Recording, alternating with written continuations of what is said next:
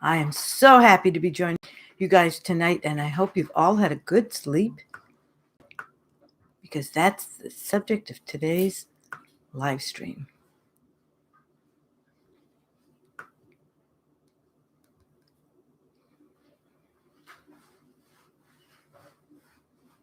Yay. And we are one subscriber away from 890. I know, but we need to get to 1,000. So we're happy that you're here. If you're, I already see 3 thumbs up. You guys are the bomb diggity best. Now, so this is awesome, awesome, awesome. I'm loving you here. It is 7 o'clock. I hope you've all had a great night's sleep, but in case you haven't, then this is the live stream for you. I know our schedules have been off. Our eating patterns have been off. Being in quarantine has thrown everything upside down. So I thought it would be a timely topic to discuss the impact that your life is having on your sleep. If this interests you, definitely please hit the subscribe button and also the thumbs up button. That lets me know you're here and that you like what I'm doing. For those of you who are new to my channel, welcome. My name is Debbie Kravitsky. I'm so glad it's a great subject, Susan. Susan, thanks for writing in. That's awesome. My name is Debbie Kravitsky. I've been a registered dietitian for over 30 years. Currently, I'm a clinical dietitian at the Mass General Hospital's Cardiovascular Disease Prevention Center. I also have a private practice. I consult with many companies. I've appeared in television as well as in national publications such as Harper's Bazaar and Family Circle magazine. I've contributed to a chapter in a book written alongside other cardiologists at Mass General called Facing Heart Disease. It gives me my greatest joy and pleasure to help you to reach your dietary goals. So together, we will shop, we'll cook, and I'll navigate the way. Let's get started. Sleep. It infects so much. Sleep has such a profound effect, not only on whether or not you feel awakened during the day, but it actually, lack of sleep increases your risk for chronic disease. And hi, Boo, here for, oh, Boo, happy birthday. And so this is my gift to you, a live stream. You're unbelievable. You are just, you guys who keep coming and joining me every week. Every time we do a live stream, I have to tell you that I so look forward to it, and that it's like having a Zoom meeting almost for me. Although I can't see you, when you write in, I can hear from you, and that is awesome. And it's why I keep going, frankly. So thank you. As you know, I need to get to 1,000 subscribers. So if you can, each of you, grab a friend for a live stream and ask them to subscribe, that would be totally terrific. I would absolutely appreciate that. We're getting close. We're at 889 and we need to get to 1,000. The reason why, for those of you who are just tuning in, the reason why I keep pushing to get to 1,000 is that YouTube has put some handcuffs on me. They said, unless I can get to 1,000 subscribers, I can't live stream from my phone, from my mobile device.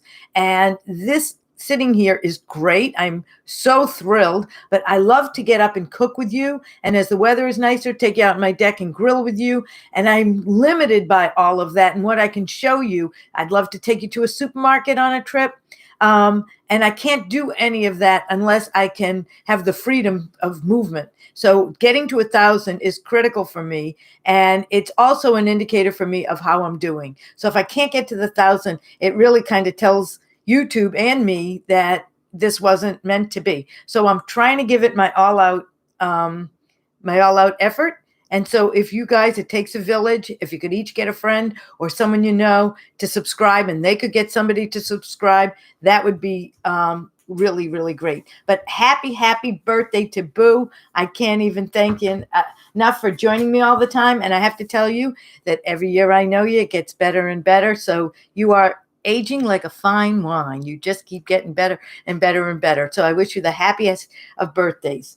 But sleep, whether or not we get high quality sleep all night, is dependent upon a lot of things, much more than what time you turn in and whether or not you've set an alarm. Because everything from exercise to the amount of sun you get, to your computer screen time, to your phone time, this all will make an impact on whether or not you get sleep and you get a good quality sleep. The other thing that makes a huge impact is what you eat and when you eat. Certain foods will make you feel drowsy, but other foods will give you trouble falling asleep. So think about what you've been eating and if you've been having different sleep cycles lately, and maybe what we're going to talk about today should help you to understand why that's happening. And once you know why that's happening, I always tell you knowledge is power. So once you know, then you can make a change and see the impact that the change in your routine will have. So here we go. Eating healthy allows your body to absorb proper nutrients that will provide your brain with the chemicals it needs, the chemical environment it needs to produce the neurotransmitters that your body needs and your brain needs to maintain adequate sleep. So the nutrients we get from food serves as a building blocks for other materials, minerals, and proteins that create the amino acids that are involved in sleep. So it's what you eat makes a huge role, and also when you eat will make a huge role. So data shows, for example, that when you eat less fiber, when you have more sugar and more saturated fat, that you have a lighter, less restorative sleep. The point of sleep is for healing. That when you're in the middle of a very deep sleep, your body paralyzes itself. It's kind of creepy to think that, but it's true. Your muscles will paralyze. That's why you don't always get up. When you have to get up to go to the bathroom in the middle of sleep, you're in a lighter sleep because we go through different cycles of sleep all through the night. But when you're in that deep sleep, you don't get up to go to the bathroom. The reason is your muscles are all paralyzed because you're restoring, you're healing, and you need that for that. So sleep is very important for your overall health. But if you're home during the coronavirus and somebody's been baking like up a storm for cupcakes and cookies, or somebody is bringing in foods that are high in sugar and fat, and you're wondering that, and you're eating it because it's there, this is a contributor not only to weight going up, but also to your lack of sleep. So that is pretty stunning, is it not? So, and particularly at this time when you might not be eating the way you were, and now you might not be sleeping the way you used to. Now, here are some known troublemakers. And my daughter's sitting here yawning, by the way. Hi, Richard. How are you? I'm so glad you joined. Energy drinks. They temporarily will increase your energy, but with that increase, they also can cause you to crash and ultimately will lead to drowsiness. Caffeine is a stimulant. Now, different people have different tolerances for caffeine. Some can just look at the cup and it keeps them awake all night. Some can have a pot of coffee and go right to bed. So we have very different tolerances, but it is a stimulant and it can inhibit drowsiness. So it can lead to trouble sleeping. If this is you, I would stop caffeine. It can stay in your bloodstream for about 6 to 8 hours. So I would stop at about 3 o'clock to make sure that it leaves your bloodstream. Alcohol can disrupt your sleep and inhibit the deeper stages of sleep that you need for that healing. So if you have a lot of booze, boozing it up is not a good idea. Carbohydrate-laden foods, on the other hand, so here are the goodies. The carbohydrate-laden food actually induces tryptophan, and tryptophan is in many protein foods as well. And it also increases the production of melatonin and also serotonin, which makes you feel calm and at ease. I'm so glad you are here, Richard Johnson. You are awesome. Long time no see, but I am loving that you're here. This is really great. So a combination of a protein and a carb is a great snack. You don't want to go to bed starving because that will keep you up. You also don't want to go to bed too full because then you'll have trouble digesting and that'll keep you up. But if you need to have a snack a couple hours before bedtime, that's fine. A good idea is a combination of a carbohydrate and a protein to raise your tryptophan, therefore raise your serotonin to make you feel calm, and also your melatonin, which is important for sleep. So things like peanut butter and whole grain crackers, or cereal and milk, or cheese and crackers, like Laughing Cow cheese and crackers. These are great combinations of foods that are protein and carb that will help you to sleep better. Turkey when we talk about tryptophan, I always think of turkey. I don't know about all of you. And so the reason that turkey sometimes in your body you can feel loggy, you can see why after tryptophan is because tryptophan is that important amino acid, which helps to produce melatonin and serotonin. So that's why we get a little drowsy after turkey. And the foods that raise tryptophan are generally protein foods like eggs and cheese and turkey and chicken. So having some of these will help you to sleep.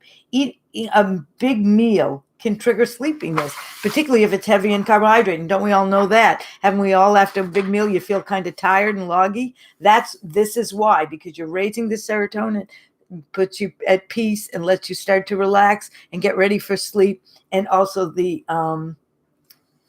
melatonin.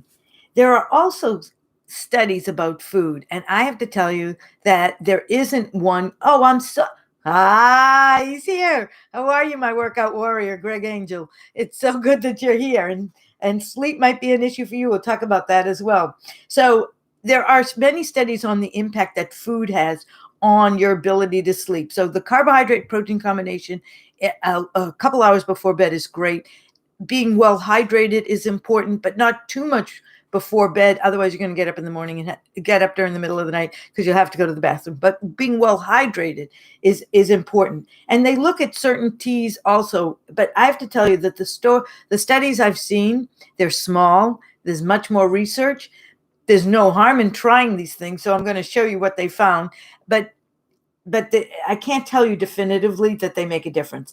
But chamomile tea, it does contain antioxidants that's thought to promote sleepiness and improve your sleep quality. If you like a kiwi, 1 or 2 kiwis are rich in serotonin, and therefore, but we definitely need more research. Sleep promoting effects of tart cherry juice is also supposed to help regulate your internal clock. Much more research is needed. And the fatty fish like salmon and herring and sardines and mackerel are also thought to have properties that may improve your sleep. But how many people are going to have fatty fish before bed? What? Press Juicery, they sell shots of tart cherry juice? Cherry shots. Yeah. And so to help promote sleep. Right. So there's no real great studies, but there's no downside either. Although, and anybody who knows me, what's my mantra? And that's be the blender. Have the whole fruit, not the juice. So if you are having trouble, this is a natural way that might help you, though. Eating what is really important, and almonds. They look at almonds. They're a source of melatonin and also magnesium. Both are 2 properties that make having a great food as a snack before bed. Eating an overall nutrient-rich, healthy diet, that's the key to our brain health and our activity, and in turn, our sleep. So these are things that you really want to make sure that you do. Here's the things that some common mistakes. And let me know if these are hitting notes for any of you, because it's too simplistic a thought to think, you know what, I'm going to just set an alarm, I'm going to get into bed and that's it, and I should be able to go out. There's so many processes that have to happen for you to get into sleep, and that deep sleep that you really want, that restorative sleep, that it's just not by turning off a switch or setting your alarm. So here's what has to happen. Physiologically, sleep is defined by a couple of things: your brainwave activity, your heart rate, your breathing, your body temperature, and more. They all have to slow down and decrease. So these are complex processes. So what you have to do is create an environment that triggers cues for your body to sleep. That might mean reading in bed, listening to calm music, taking a warm shower is great. And then also practicing some yoga stretches is really helpful. Even if it's just 2 minutes of sitting in the dark with nothing, that's the time that you're giving yourself a break, knowing that it's sleep time, and your body will start to unwind, decompress, and allow you to start to enter those stages of sleep that will help you to get on your way.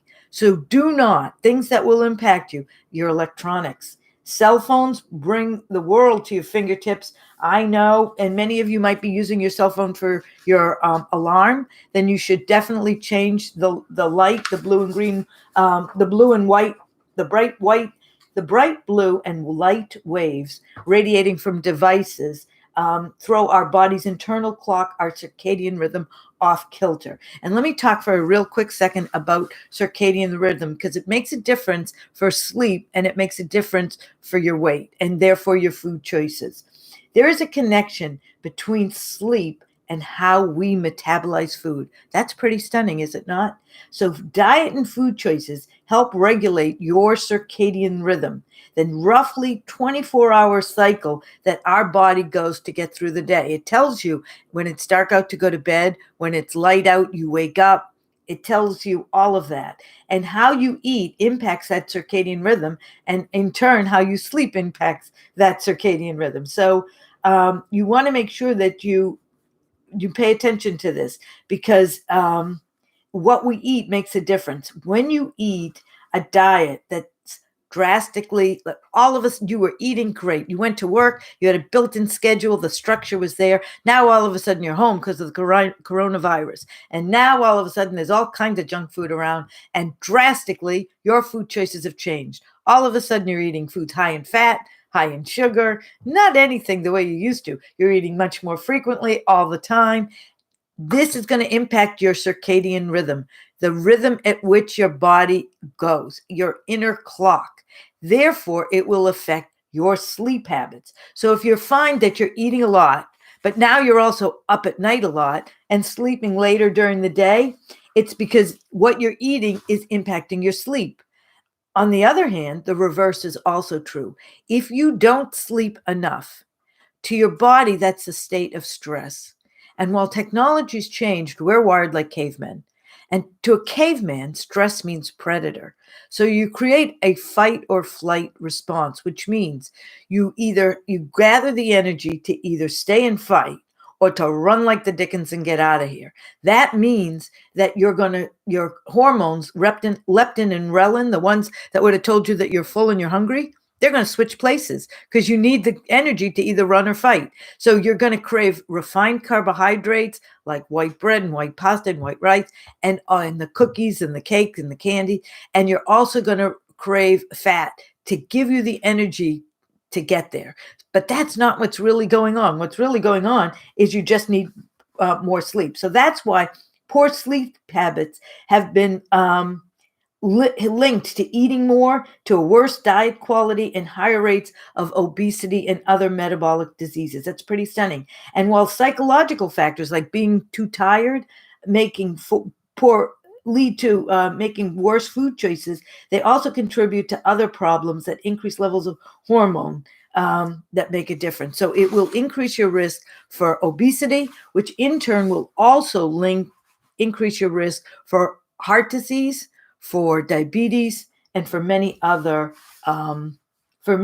chronic diseases. So that's pretty stunning. So watch the alcohol, watch the your gizmos. I call them my gizmos, your devices, and there are apps that you can download to switch the light on your screens. But if you Christina Nikitas, this is so awesome. You rock. I'm loving, you know what the best part about the coronavirus is? That you guys are all here and I get to connect with people that I haven't in forever and that I think about all the time, including Christina. So this is so awesome. I love this. So make sure that if this is resonating with you, let me know. So this makes a huge, huge difference. So I want you to start to put structure into your eating patterns so that then you can have a better night's sleep. I want you to understand the impact of light. It's really important to get light during the day. Go outside for a minute, go out with a mask on, but sunlight will trigger you to stay awake. Darkness triggers you to sleep. So you need to have the light in order to get the dark to sleep. So you really need to go outside.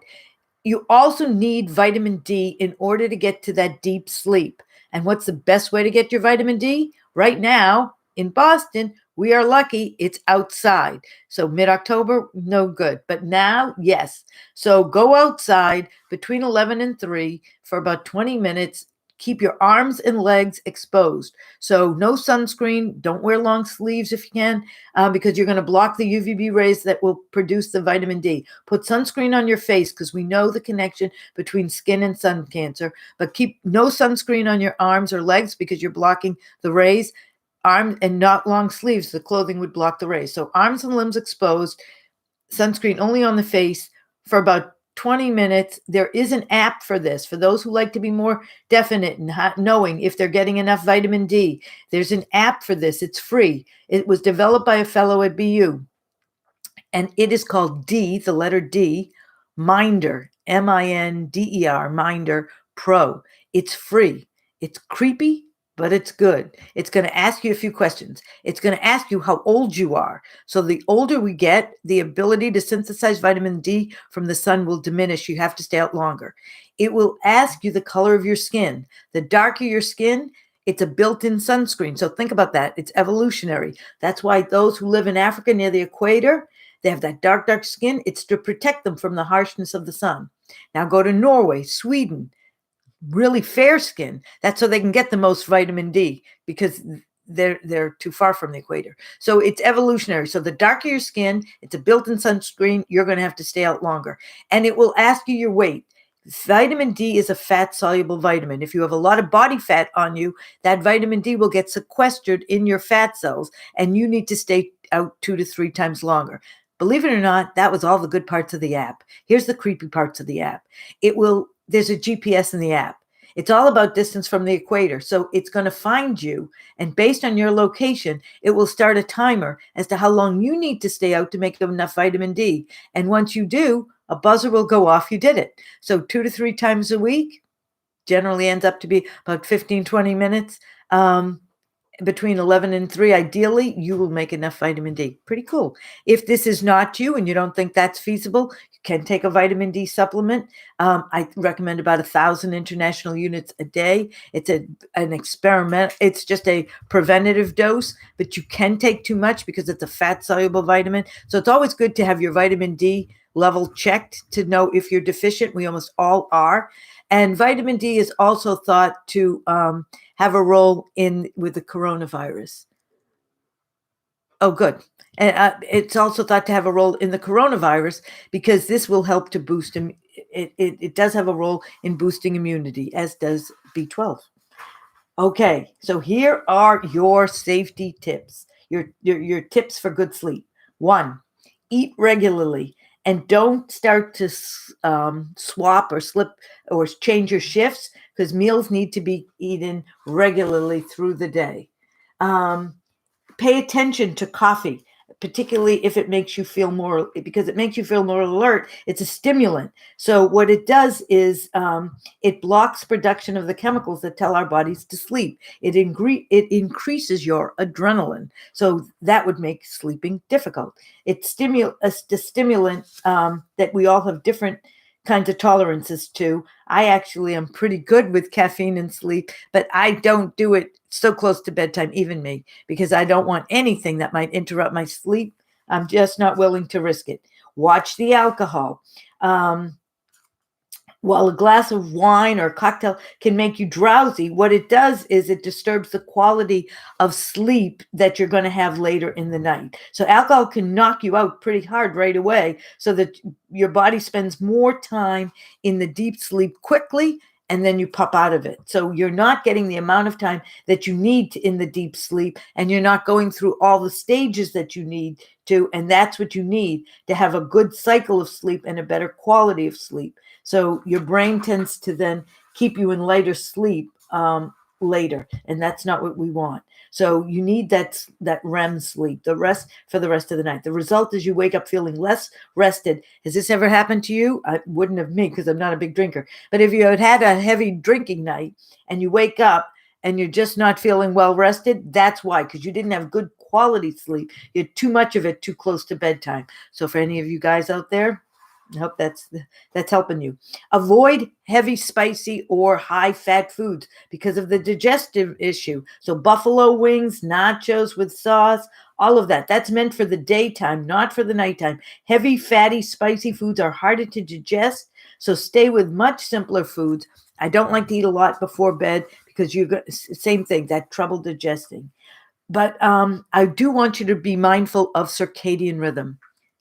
Is tryptophan similar to melatonin? They work similarly. So tryptophan is an amino acid that will help you to make serotonin. Serotonin is the great JMK. So the serotonin will help you to feel calm. It's a neurotransmitter that helps you to feel calm.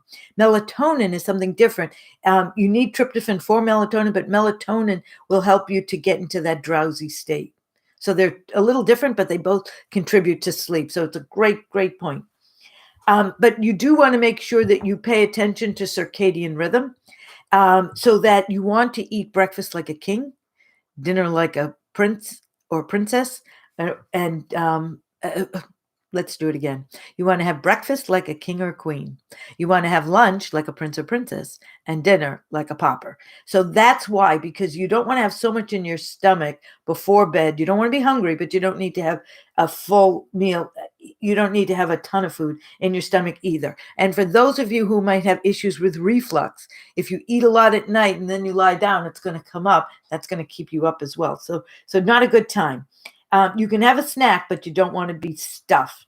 You don't want that growling to keep you up. Other foods that raise serotonin are things like bananas. My daughter's probably rolling her eyes right now. She is not a banana lover, as you guys know. You want to make sure that you keep your blood sugars nice and even and steady. You don't want to wake up in the middle of the night to eat. And you also want to stay well hydrated, but not right before bed, because otherwise you'll get up in the morning and go pee. So you'll get up in the middle of the night and go pee, which is just so frustrating, is it not? So just watch the light. Have good sleep patterns. Now, people ask me all the time, what about naps? I take naps during the day.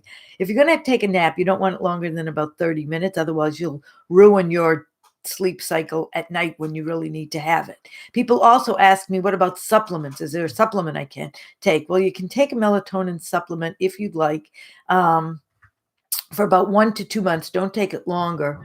That's so good. Oh, Helene, you're reminding me of another good tip, and you are going to love this, and Stuart is going to not love me right now, but this is true, is that you need a cold room. How do you like that? You need a cold room. I knew I was forgetting something. So I'm so glad, Stuart, that you're telling me, that Helene, that you're making me be reminded of that. That for our body to fall asleep, it needs to decrease its temperature. How do you like that? My friend Helene I know she likes it cold. She's going, yay. That's part of what happens during sleep. So if you keep your bedroom cool, it happens faster, ideally between 60 and 67 degrees. Not the 50 degrees when I went to visit her at her house, but 60 to 67 degrees Fahrenheit. I'm just kidding. And if that feels chilly, cover with a light blanket, and then you can shove it aside as needed. So that is why you will wake up feeling better. You'll have had a better night's sleep. And remember, poor sleep would be linked to weight gain, diabetes, heart disease, and also memory loss. So it's really important. Hi, Richard. How are you? You looked up DFinder Pro app, found nothing. It's in the App Store. No, not DFinder Pro. DMinder, M as in Mary. DMinder Pro. But I love that you're doing this in real time right now. Awesome. But it's MMinder. In terms of the serotonin, the melatonin. I looked up DFinder and found nothing. What? We did that. Good. So Christina found a melatonin. Oh, hi, spray. Christina. Oh, so you can dose the meter easily. So, Christina, good for you. And you can do that, but I wouldn't do it longer than 2 months. You want to be able to really sleep on your own.